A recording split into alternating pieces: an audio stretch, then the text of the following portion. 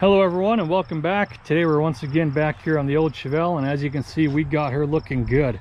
So let's go ahead and jump back in time and I'll show you what it took to get this thing looking a whole lot better. Before we go diving into all the mechanical work here, a lot of you commented and reminded me that I forgot to show you all the documentation I had on this car. Now, some of you questioned if this was a real SS, asked to see the build sheet, that kind of stuff, so let's go over what I've got. Let's start over here. This is the original car invoice for the car. We can see here that it's for a 1970 Chevelle Coupe SS, new condition. There's the serial number of the car that matches the actual vehicle here. You can see the date, October 27, 1969, $5,336.25. Man, if only you could get them for that price still. So very cool to have that. The owner that bought this car had this thing all the way up until late of 2022. So yeah, just really impressive to still have that. Here we've got the protective plate. I'm just covering up the original owner's information here just to protect their privacy. This does have the VIN number on it. It usually will come with the engine code as well, the transmission code, and the axle codes. And occasionally it'll have a couple of other options stamped into it, so it's really neat to have these because it kind of really documents all aspects of the car. So if you've got a really numbers matching car and the protective plate to go along with it, it is a great source for just confirming everything that goes together. So back here we've got what's left of the build sheet, and it's in a very poor condition. As you can see, it's just kind of scattered between a couple of these kind of plastic baggies holding all the remnants together. It just basically dissolves and breaks apart the second you breathe on it. Now thankfully they took a picture of it right after they kind of pulled it off the door panel there, so we can reference this without really having to destroy that any further here. There's not a whole lot you can make out on here. You can see right here in the center it says the 350 horsepower, and then a little bit over to the right there it says the 396 4-barrel. Here's where it says we've got our automatic transmission. You can see power steering there. You can see the wheels that it's got, which are the SS wheels. Over here we can see the AM tape player, glove compartment lamp, electric clock. We got the antenna. Got a couple options over there. I'm not really sure what all of those are. Over here on the left we can see a couple of other options like all tinted glass. We got some SS emblems. Got some floor mats, the door edge guard. That is still on the car here. I believe that was kind of a grouped package where you got this little edge guard right here and the floor mats. I think that was some kind of interior package that come as a group. Looks like it's got all of those. You can see the power disc front, power brakes. You can just barely make out the 3:31 ratio for the axle through there. And the trim tag and everything else and the codes off of the protective plate all confirm that that's a 330 axle. But yeah, that's really all you can make out on here, at least that I'm aware of. I mean, up here we got our color combination. The 4848 is going to be the forest green. And I think they doubled them up when it was a solid color car like this and it didn't have the vinyl top. But what's interesting here is that they don't have anything marked down under the ST column. It's just got a dash through there, and that's usually where they'd have the stripe. In this car somebody put stripes on it, but I think they did it after the fact. I don't think it came with stripes since that's just kind of blanked out. Now some of you asked me where I got the idea that it was off the road for over 40 years, and that's from this registration slip right here. Now this came with all the documentation for the car, and I believe this is important and probably the latest one because this car is so old it didn't really have a title. I don't believe that they gave titles for cars that old in Alabama. So when this car got sold, they used this to retitle the vehicle. And this is dated from November 9th, 1979. And again, this matches the car. So that's kind of all the documentation that I got along with it. Of course, it came with the original owner's manual as well. It's just really neat to have this all in one place, especially all matching. It just confirms exactly what the car is.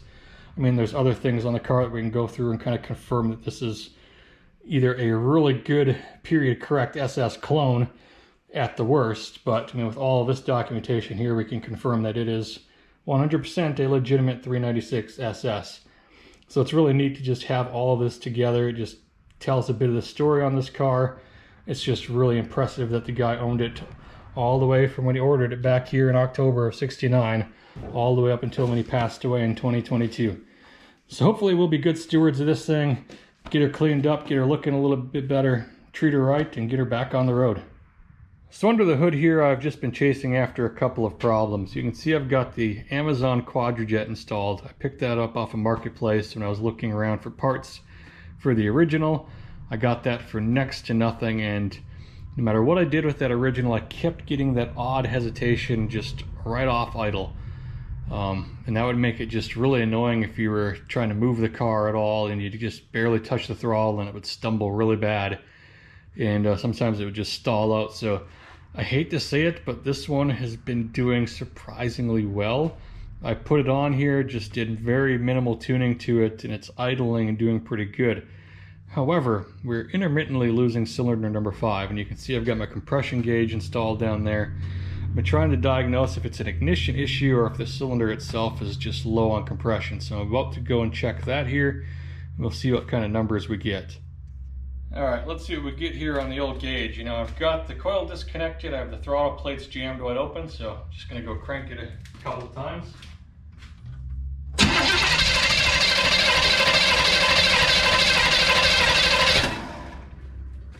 See what we get here.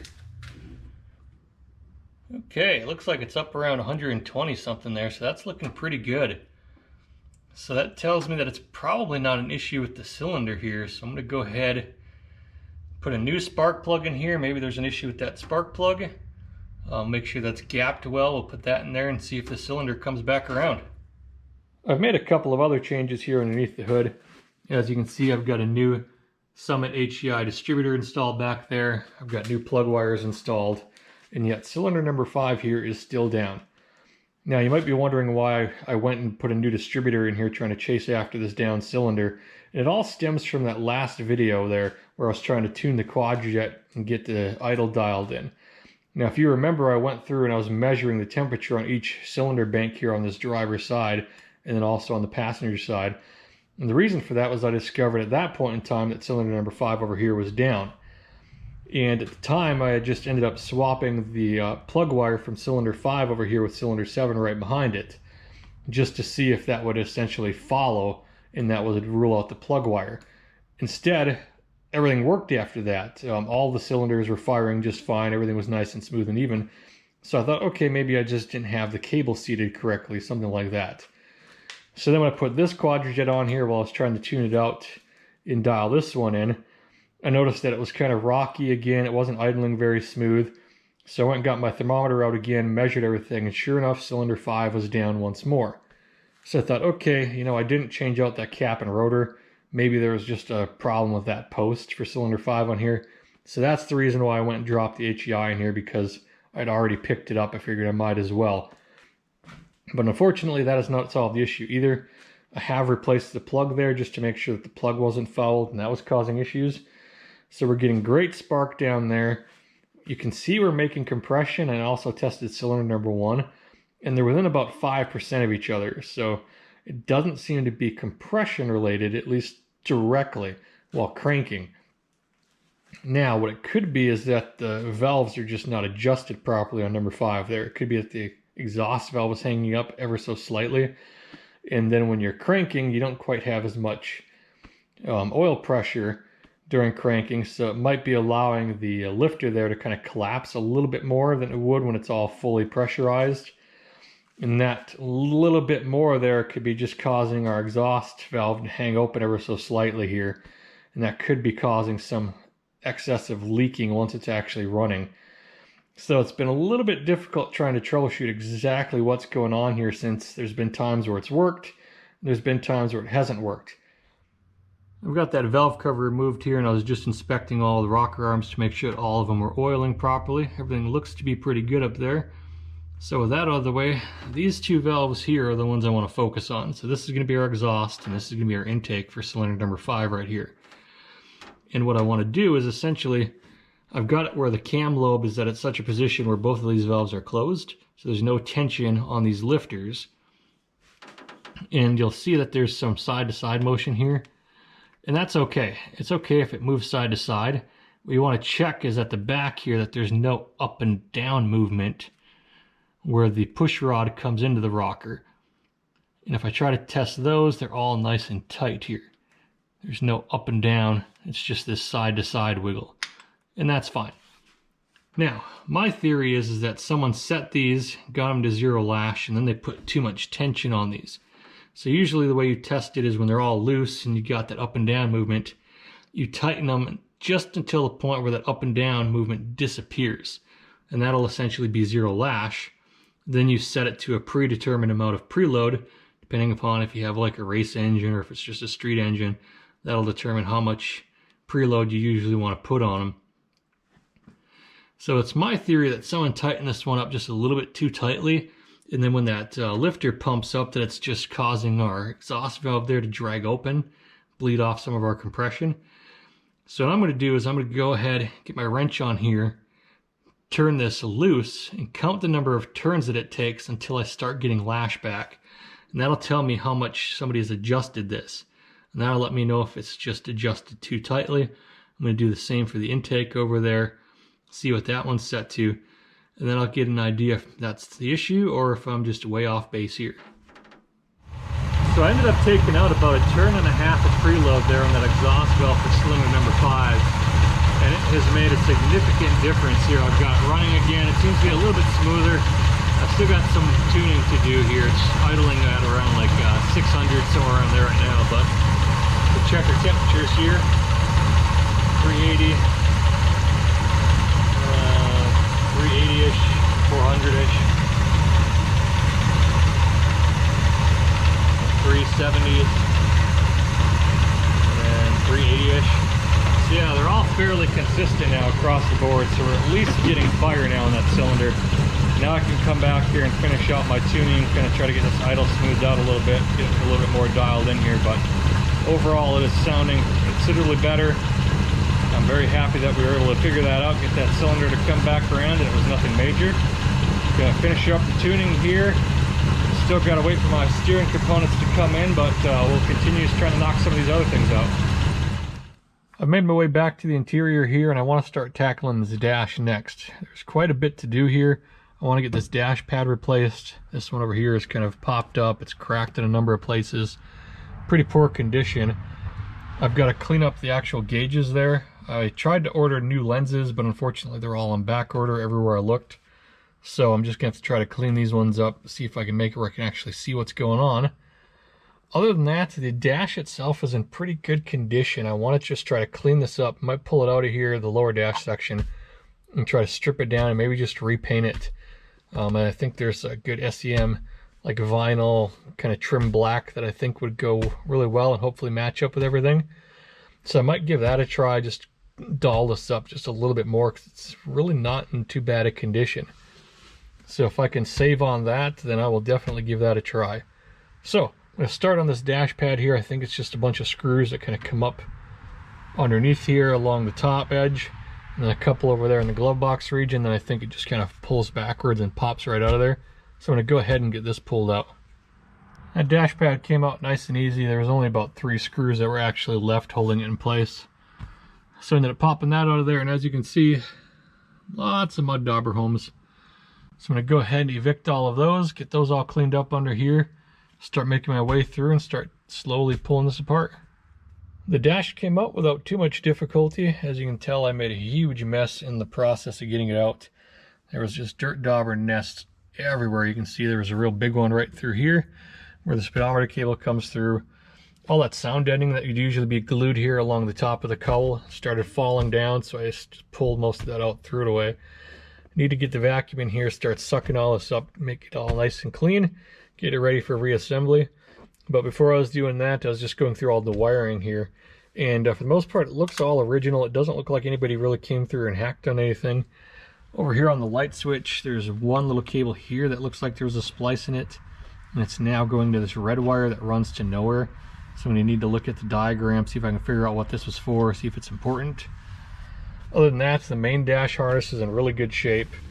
The air conditioning harness over here, especially where the fan motor control is, it looks like it's seen better days. You can see how it's all melted here, and some of the wires had been exposed, and this one just kind of snapped right off there. So definitely got very warm in its time. So I'm going to need to do something about that. See if I can either find those connectors or just replace that harness. Not critical at the moment. I'll just leave all that disconnected, since I'm not going to put the HVAC controls probably back together completely until I get all of that fixed up. So not critical for right now. Other than that, I did check out the cowl over here on the driver's side to see if any of that damage that we saw externally made its way inside here, and really couldn't find anything. So it looks like most of that damage is just externally facing. Looks like everything here on the interior is still all straight for the most part. So that was a good find there. So I'm gonna go ahead, start stripping down the actual dashboard itself now, get all of this cleaned up. I'm gonna probably scuff that dash, try to hit it with some paint here, and see if we can get this stuff all back together. Next up on the list here, I want to clean up these lenses. Now, they were so bad you couldn't even see through them before. So I'm just gonna hit them with a little bit of rubbing compound here. I've got a little foam pad mounted up in my drill. Gonna see if I can just polish off that kind of haze there and get these things looking a little bit better. So I just wanted to show you my progress here, and I've got them looking quite a bit better here. I mean, they're still foggy, but the surfaces on them are nice and clean. Everything is looking a whole lot better than it was. I've got these last two left to do. Then after that, I'm going to come back and hit it with my heat gun and see if I can get a little bit of heat in there. And sometimes that'll help clean up some of this haziness as well. But hopefully that'll get us to where we need to be, get it where we can at least see through these things. I've reassembled the interior here, and things are looking really good. So for the dashboard, I ended up ripping it out and then scuffing it up with a red Scotch-Brite pad. Then I hit it with a couple of coats of VHT high temp satin black plastic paint. And the camera doesn't do a great job of picking this up because I just have a very bright white LED light behind me that's not very great for showing the detail, but it has just the right amount of sheen to it. It's not too glossy, it's not too flat. It's matching up with the dash pad here really, really well. It's matching up with the kick panels and the door panels and stuff, so it looks fantastic in here, and it turned out really good. There were a couple issues with this dash, like there's a crack right through here, which is really hard to see, and there's a chunk missing under here by the ashtray. So maybe down the line I'll end up replacing this, but for now it turned out really good. I'm very happy with that. My only complaint with that paint was it didn't come out very consistent out of the can. In some places it would come out just a little bit heavy. So trying to get a consistent spray on this texture is pretty important, because otherwise it'll kind of flood out and you'll have some of this texture where it kind of looks a little bit more muted than in other places, because it kind of just fills in the little low spots of that texture. So that was really my only complaint. If you use that paint, just be very careful with your spraying it. You definitely want to stay far away and take it slow, just because it comes out pretty inconsistently, but still very happy with the way that this turned out.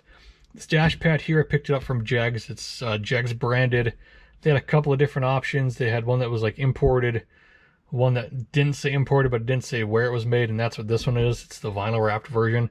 Seems to fit in here very, very well. There's just this one little gap right here, but this was there even on that OEM one it had as well, so can't really complain about that. It could just be the dash, or it could work on that maybe a little bit more later, but everywhere else it seems to fit very nice and very tight. Along the top edges over here, it seems to fit just as well as the original did, so pretty happy with that. There were no reviews on that, so it was kind of a gamble. I think it was about $100 less than most of the other places had it, so it was worth taking the risk and seeing. I also picked up the Jegs kick panels down there. They're the AC versions. They fit in here no problem. I was going to paint my originals, but they were all gouged up, so I was like, okay, well, let's see what the Jegs ones look like, and they seem absolutely fine. Matches up with everything else in here. Got my door panels all fully assembled. I've got the new window cranks installed, the new door handle releases installed, all that set up. On the gauges here, they turned out really good for the most part. I can actually see through them there. I left off where I was just buffing them and then hitting them with just a little bit of heat. But unfortunately, I screwed up. Over here, you can see on the clock side there, my phone rang, I got distracted. I was trying to get my phone out of my pocket with just one hand and see who was calling, if it was important or something like that. I wasn't paying attention, and I got too close to the lens here and ended up melting it. Really frustrated about that, because other than that, the rest of them turned out really good. I can see through these all really nice and cleanly. It looks pretty decent. I probably could have got away with just leaving those as they were. Now I'm definitely going to have to replace it, but I'm still on the fence on if I want to install the tach and the analog gauges or not, or stay with the warning system. So maybe that'll be incentive to get in there again and pull it all apart. The 8-track here I did leave out for now. That thing weighs about 800 pounds. And I need to rebuild it, go through it all, try to get it working. I'll do that out of the car, and maybe I'll reinstall the original 8-track back in here. It'd be cool if I could actually get some 8-tracks and run the original 8-track and just leave that all original. If it's going to be too costly or too much of a headache, I'll just go with the AM/FM kind of MP3 unit that fits in here. But other than that, I'm very happy with the way that this interior turned out. I've got a little bit of cleanup to do where I've got like just fingerprints and things like that to take care of. I got some scratches over here on this pillar from when I was putting the dash pad in here. I do need to get an actual new steering wheel. I'm not sure why this has like a later 71, 72 steering wheel in it. I think that's going to do it for now for the interior. I might pick up a headliner here. I don't know that I'll install it quite yet because I got to do a bit of rust repair and probably do some welding up in these areas, especially in the back around the trunk. So might save that for a little bit later, but at least looks a billion times better in here. The door panels, seats, stuff like that look really nice in here. All of the interior components actually work now. So my interior door handles work, the window cranks, all of that works. So that's always a plus, being able to get in and out of the vehicle. Very happy about that. So yeah, now we can start moving on to the rest of the bodywork. Next up, I want to try to tackle this driver's side front fender here. I think if I can get this a little bit straighter, get some headlights in here, it'll go a long way into transforming the look of the vehicle. But there's a lot to do. This thing was in a really poor condition when I got it. There was a lot of damage through here. This spot here was kind of rolled inwards and almost under the tire. I've gotten it straightened pretty decently. There's still a couple of high spots to work out, try to get it a little bit more smooth. I spent most of my time up here in the front where there's this contoured edge here where the bumper kind of sits and the fender sits behind the bumper.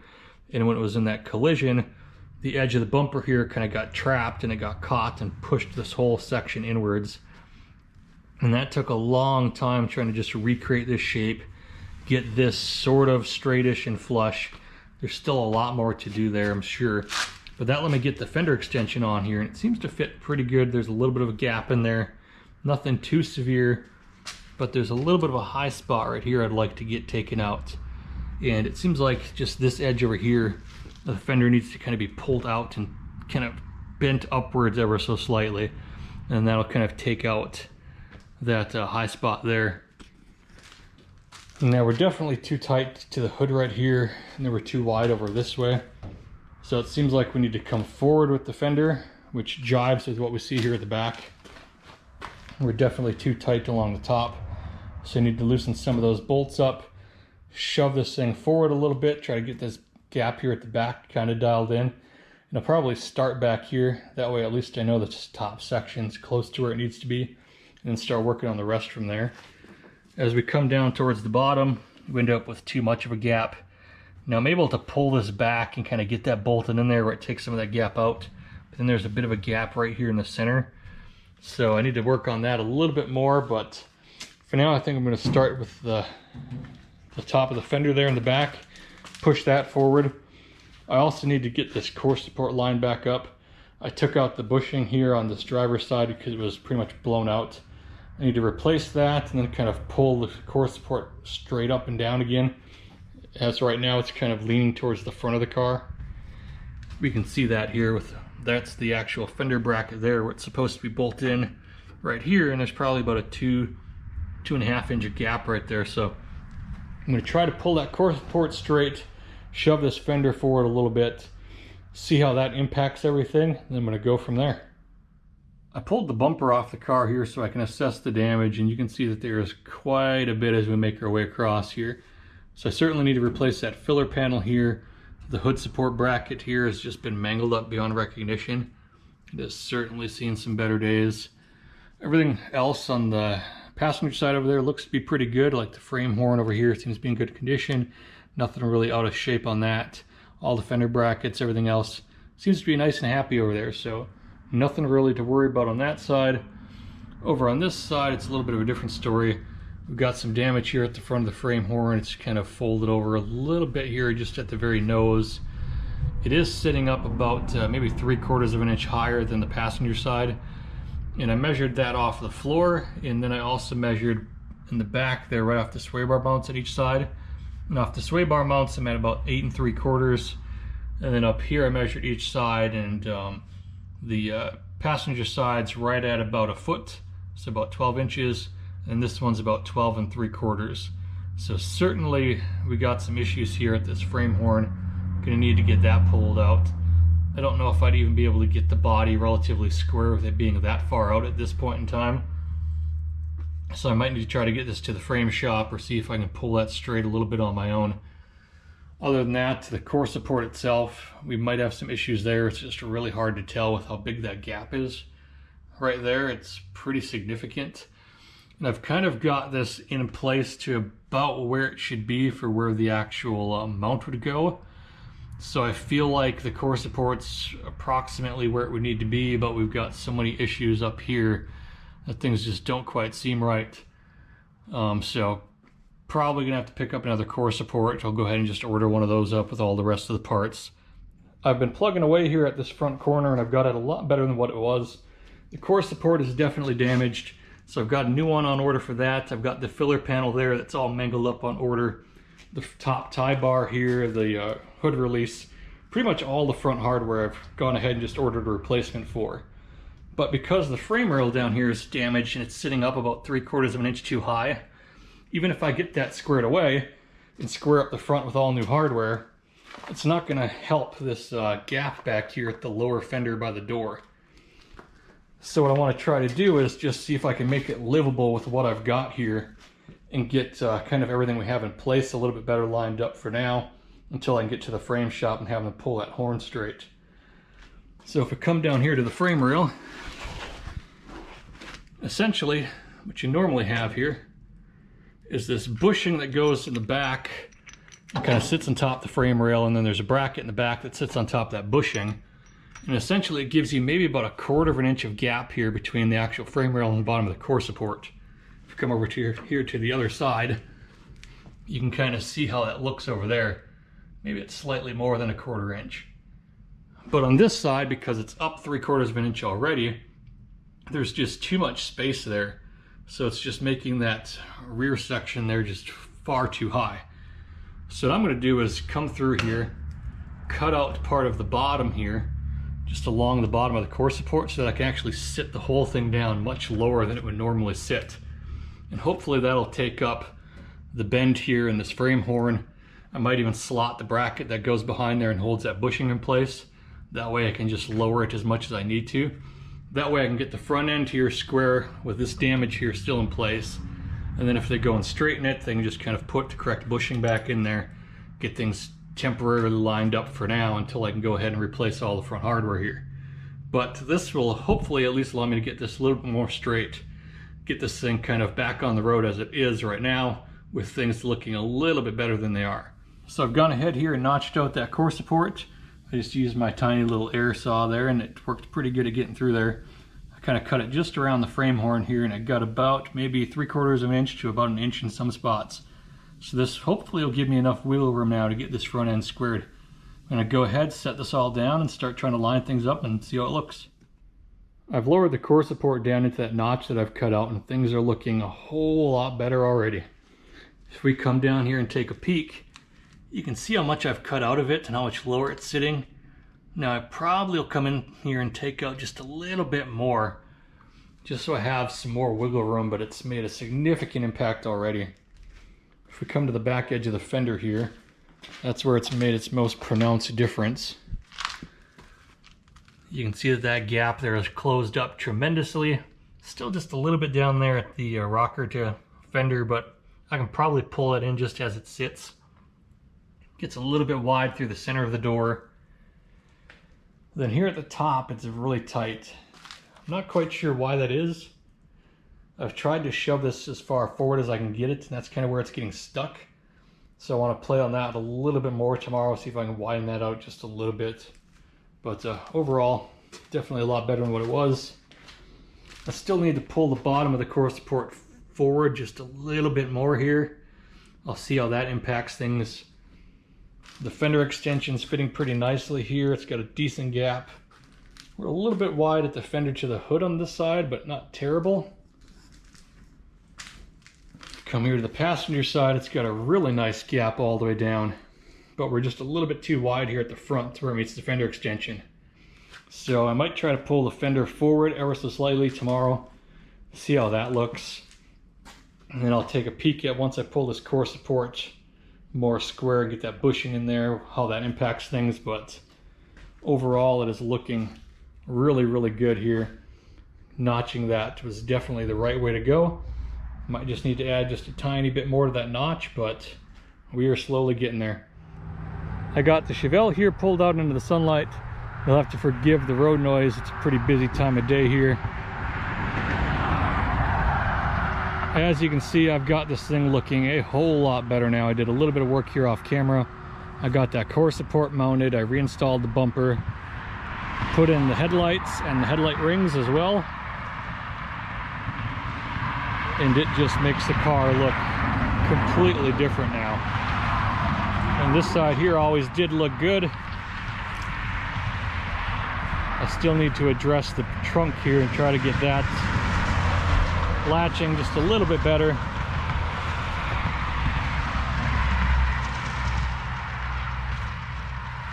But when it comes to this passenger side, it is just an incredible difference. I mean, look how good that door gap looks now.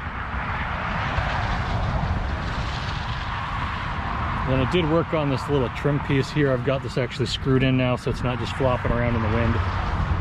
You can see that the bumper is pretty skewed on there. It doesn't fit the greatest, but I mean, it's about as good as I can get it with that frame horn being bent, so it's something I have to live with.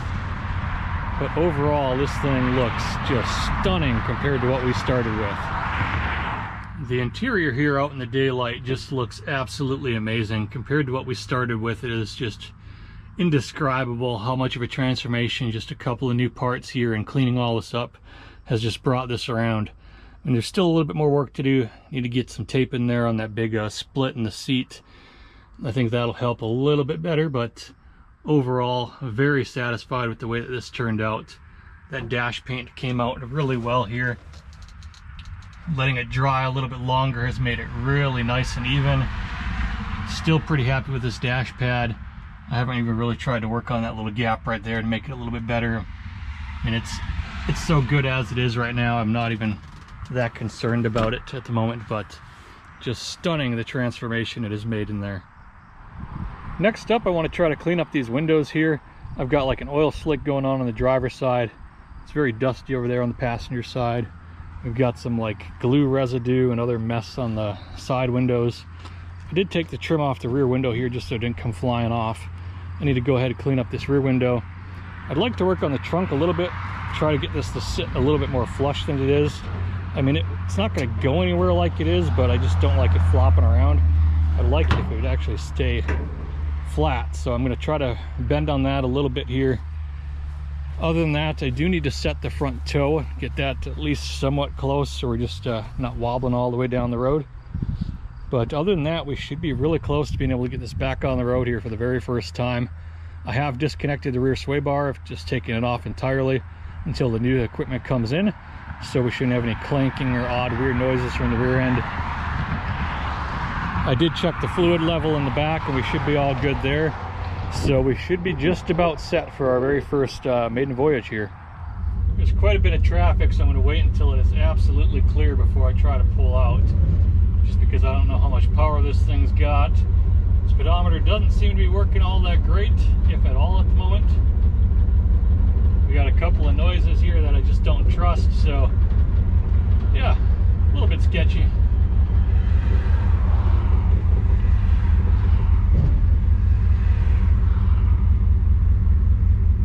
Couldn't have picked a busier time of day for this.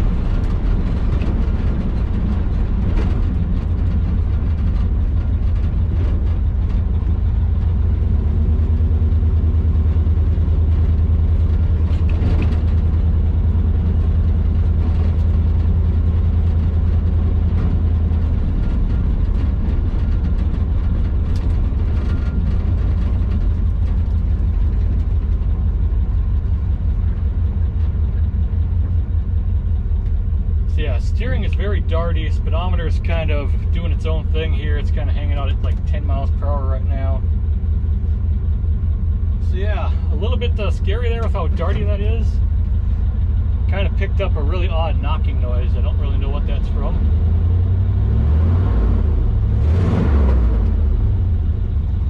So I checked things over outside. It doesn't look like it's dragging anything. The steering is really darty on me here, so I'm not sure if I just don't have the alignment quite right. I did check the toe. It looked to be just about a 1/16 at toe in, so I would have thought that had been okay. It's a little sketchy at times. It kind of wants to wander around the road, so I'm just going to take it around some of the local back streets here just carefully and get a little bit of driving time on it, see if it comes around with the engine here. It's smoking a little bit.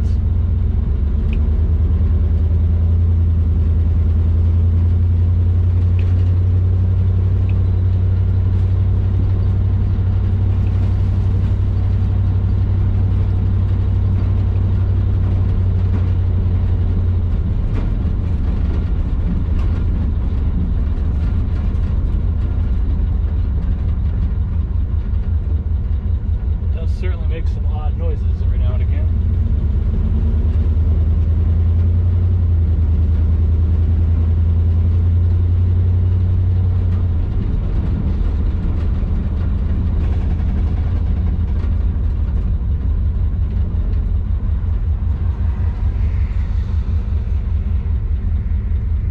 Kind of sounds like my brakes are just making noises.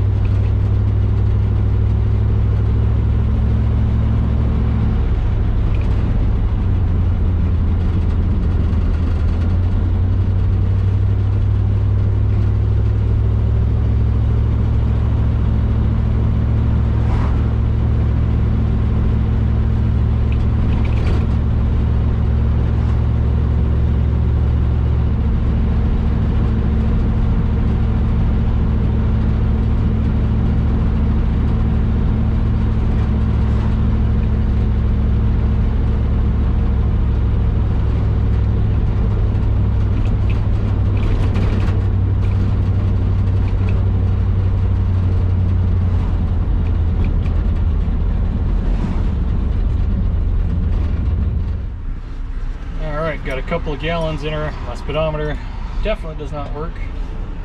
Let's try to get back home.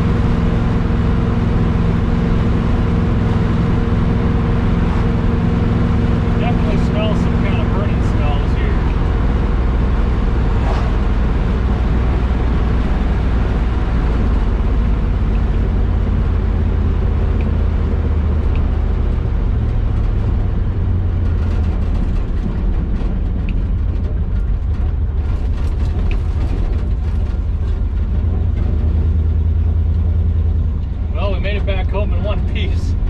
Let's see what the damage is here. I mean, there's some burning kind of smells, but I mean, that could just be from the fact that it's the first time it's kind of gone anywhere under its own power here. We are back, and the old Chevelle here survived its maiden voyage. It looks like it did so unscathed. I've just been walking around giving her the old sniff test, checking to see if we lost anything along the side of the road along the way, and it looks like everything's still here. Sounding pretty good here in the back. We get a little bit of smoke still, not too bad out of it. I should have taken care of this trunk. I really should have found some way of getting that tied down better. It made a tremendous racket on that drive. It was really hard to tell where the noises were coming from with that thing clanking away. We've got that exhaust leak up here I need to take care of. It's gotten a lot worse. I broke one of the nuts off of the manifold there when I was going and putting the exhaust back on after I took the engine out in one of the prior videos. That's where that ticking noise is coming from as well. I crawled under there and confirmed. I put a stethoscope up against the oil pan and against the valve covers on either side, making sure it wasn't from the low end or from the bottom end, and also made sure that wasn't from our lifters or any of that kind of geometry. But overall, she is running very, very good. The Chinese Quadrajet has done an amazing job in here. I mean, it sounds amazing. We had very good power. It sounded like we were getting our shifts between first and second and third. It did sound like the RPMs are a little bit high there at the end. I think this has 330 gears in it, so it seemed like it was just a little higher than what I would have expected for around 60. But I mean, with the exhaust leak, kind of the window down, a bunch of other random noises, I was kind of a little overwhelmed. So it could have been perfectly fine, but ran very well. So up front here, we had a little bit of noise out of this front brake. If I would drag them, it would kind of go away. So I'm going to get in there and check and see what that is. Might be that the pads are a little loose, or it just needs a little bit of adjustment there. It is running those drilled and slotted rotors, so maybe they just need to set in a little bit better as well. But I just want to check on that. Unfortunately, it's just a bit too unsafe to continue driving though with the way that it darts around the road. It tracks pretty good for the most part, but then if you kind of turn back the opposite direction, it really wants to just dart and take off.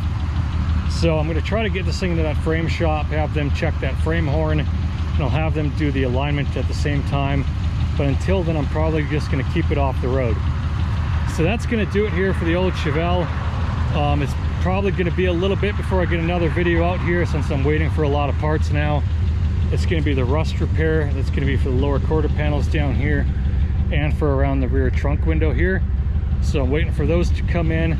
I'll probably try to tackle that trunk here at the same time, but I also want to wait until I can get it into that frame shop there as well. So depending upon how all of that falls into line here, it may be a little bit before you see the old Chevelle here again. But thank you all so much for watching, for leaving all the comments.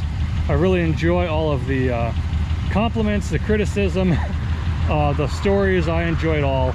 It's just been a blast for me. I hope you've enjoyed it as well. We got this thing looking like a turd when we first picked it up, and now it is looking like a little bit of a polished turd maybe. Not really sure the word for it, but it looks a whole lot better than it did.